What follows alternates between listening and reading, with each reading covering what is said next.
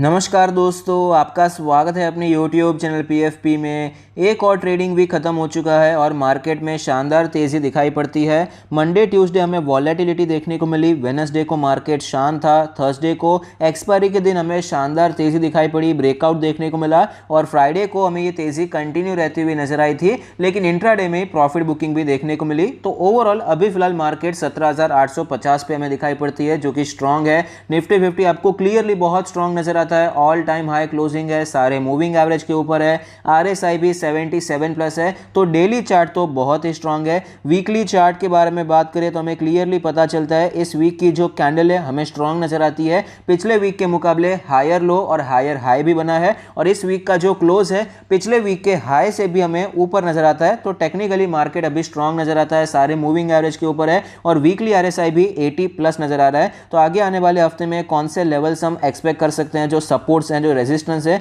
एकदम short term के बारे में बात करें तो 17,500 का लेवल स्ट्रॉन्ग सपोर्ट है, बाकी 17,250 का लेवल बहुत ही स्ट्रॉन्ग सपोर्ट की तरह दिखाई पड़ता है। जब तक ये लेवल नहीं टूटता है बियरिश होने की कोई जरूरत यहां पर टेक्निकली दिखाई नहीं पड़ती। रेजिस्टेंस के बारे में बात करें तो 18,000 का एक साइकोलॉजिकल रेजिस्टेंस है। ऊपर के साइड पे यहां पर अनचार्टेड टेरिटरी है, कभी भी निफ्टी नहीं गया है, कभी भी वहां से रिटर्न नहीं आया है। तो हम round figure 18,500 as a resistance मानकर ले सकते हैं, लेकिन ये थोड़ी सी बड़ी रेंज हो जाएगी। तो यहां पर 18,200 का जो रेजिस्टेंस है वो आपको अगले हफ्ते के लिए दिखाई पड़ सकता है।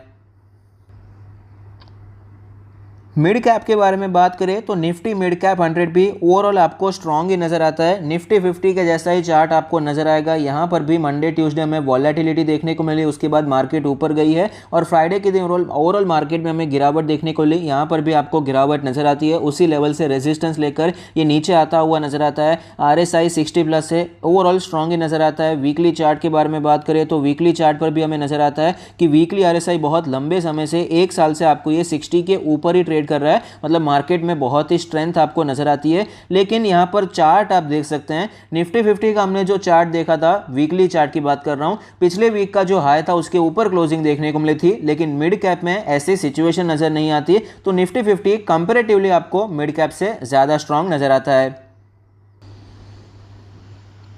स्मॉल कैप के बारे में बात करें तो निफ्टी स्मॉल कैप 100 का चार्ट आपके सामने है। यहाँ पर भी हमें मंडे ट्यूसडे वॉलेटिलिटी देखने को मिली, उसके बाद थोड़ी सी रिकवरी देखने को मिली, लेकिन यहाँ पर आप देख पाएंगे कंपैरेटिवली वीकनेस थोड़ी सी ज़्यादा नजर आती है। जो हमें स्ट्रेंथ निफ्टी 50 में नजर आई है, निफ्टी मिड कैप में नजर आई है, उतनी स्ट्रेंथ आपको स्मॉल कैप में नजर नहीं आती। वो दोनों के चार्ट आप देख पाएंगे, वो आपको ऊपर जाते हुए नजर आए थे, रिसेंट हाई टूटता हुआ नजर आया था, लेकिन यहाँ पर वो सिचुएशन नजर नहीं आती।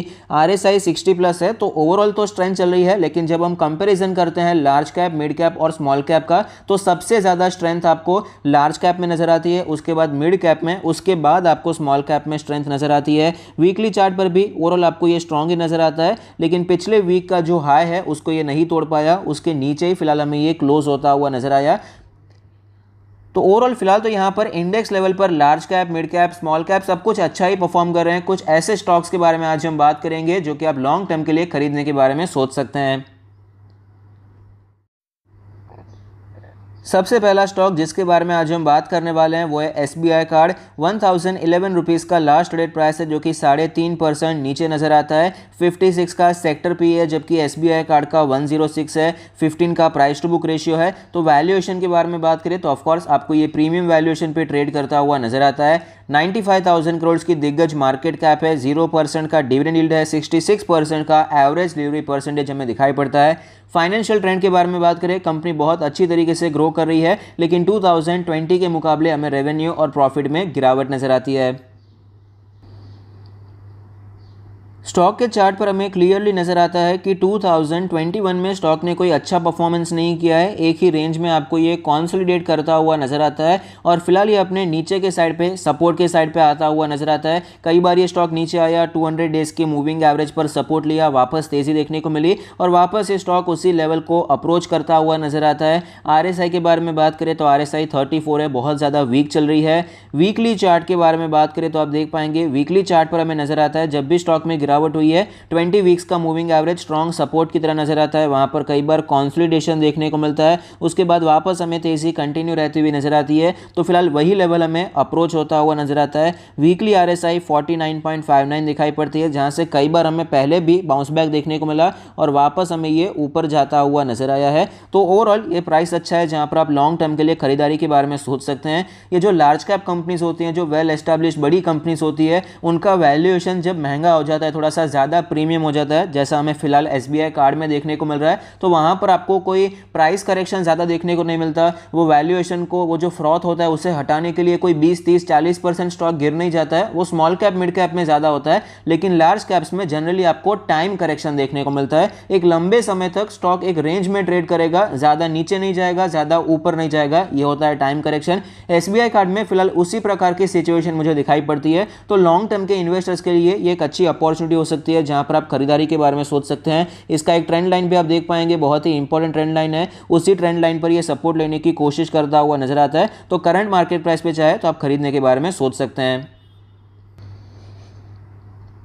दूसरा स्टॉक है IGL 530 का लास्ट ट्रेड प्राइस है, जो कि हमें 1% नीचे नजर आता है। 49 का सेक्टर पी है, जबकि IGL 26 के पी रेशियो पर अवेलेबल है। 5.86 का price to book ratio, 37,000 crore की मार्केट कैप, 0.68% का डिविडेंड यील्ड है, 42% का एवरेज डिलीवरी परसेंटेज दिखाई पड़ता है। फाइनेंशियल ट्रेंड के बारे में बात करेंगे तो आप देख पाएंगे क्लियरली ग्रोइंग कंपनी नजर आती है, लेकिन 2020 के मुकाबले प्रॉफिटेबिलिटी और रेवेन्यू दोनों में गिरावट देखने को मिली है। लेकिन दोनों के आप यहां पर देख सकते हैं, रेवेन्यू जिस तेजी से नीचे आया है, उस तेजी से आपको प्रॉफिट में गिरावट देखने को नहीं मिलता है। उसका सिंपल रीजन है, मैंने आपको कई बार बताया, ये सिंपल रीजन क्या है आप मुझे कमेंट बॉक्स में जरूर बताइए।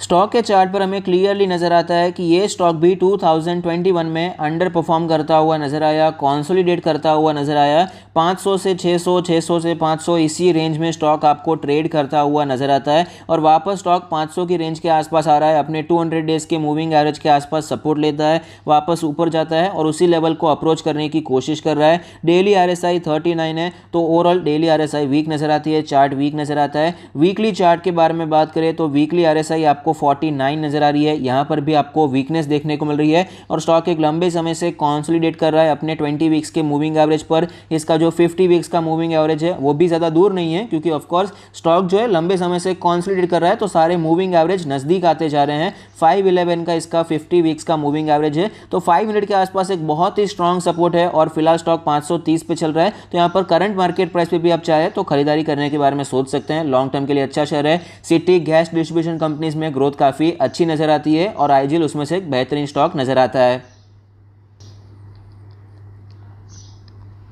तीसरा स्टॉक है बजाज ऑटो। 3809 का लास्ट रेट प्राइस है, जो कि 0.3% ऊपर है। सेक्टर का पी रेशियो 24 है, जबकि बजाज ऑटो का 19 है। प्राइस टू बुक रेशियो 4.04 है। तो वैल्यूएशन के हिसाब से क्लियरली आपको अच्छा खासा वैल्यूएशन नजर आता है। ज़्यादा महंगा नहीं है, बहुत ज़्यादा सस्ता भी नहीं कहेंगे, क्योंकि फिलहाल ऑटो सेक्टर में इसी प्रकार के वैल्यूएशन दिखाई पड़ते हैं। 1,10,000 करोड़ की मार्केट कैप है, 3.67% का शानदार डिविडेंड यील्ड है, 52% का एवरेज डिलीवरी परसेंटेज दिखाई पड़ता है। फाइनेंशियल ट्रेंड के बारे में बात करेंगे तो आप देख पाएंगे ओवरऑल रेवेन्यू में आपको गिरावट देखने को मिली है 2019 से करके 2021 तक, और प्रॉफिटेबिलिटी भी आपको खास ऊपर जाती हुई नजर नहीं आई है, क्योंकि पूरे ऑटो सेक्टर का समय अभी अच्छा नहीं चल रहा है। ऑटो सेक्टर में बहुत सारी प्रॉब्लम्स देखने को मिल रही है, टेक्नोलॉजी चेंज होती हुई नजर आती है, ये कुछ रीजंस हैं। और ओवरऑल स्लो डाउन देखने को मिला है 2018 के बाद से, जो कि अभी तक रिकवरी देखने को नहीं मिली है। तो यहाँ पर इसीलिए आपको प्रॉफिट में ग्रोथ देखने को नहीं मिलती, लेकिन अपने आप को कंपनी सस्टेन कर पाई है, ये बहुत ही अच्छी बात है, क्योंकि मेजरली बहुत सारी कंपनीज ऑलरेडी लॉस में जा चुकी है। स्टॉक के चार्ट पर हमें क्लियरली नजर आता है, पिछले दो स्टॉक की तरह 2021 में इस स्टॉक ने भी कुछ खास परफॉर्मेंस नहीं दिखाया है, लेकिन अगर आप पूरे ऑटो सेक्टर को देखेंगे उस हिसाब से तो बजाज ऑटो ने फिर भी अच्छा परफॉर्म किया है। बाकी ऑटो सेक्टर आपको बहुत ही ज़्यादा स्लगिशनेस दिखा रहे हैं, गिरावट देखने को मिल रही है। ये स्टॉक भी 3,500 से 4,200 तक गया, फिर गिरावट देखने को मिली, फिर उसी लेवल पर गया और फिर से आपको ये नीचे आता हुआ नजर आया है। 3,800 के आसपास, 3,700 के आसपास सपोर्ट लेने की कोशिश करता हुआ नजर आता है। गिरावट देखने को मिली, अगस्त सितंबर से आपको ये कंसोलिडेट करता हुआ नजर आया। सारे मूविंग एवरेज के आसपास ये ट्रेड कर रहा है, सब मूविंग एवरेज एक साथ ही आ चुके हैं। RSI के बारे में बात करें तो डेली RSI 54 नजर आता है।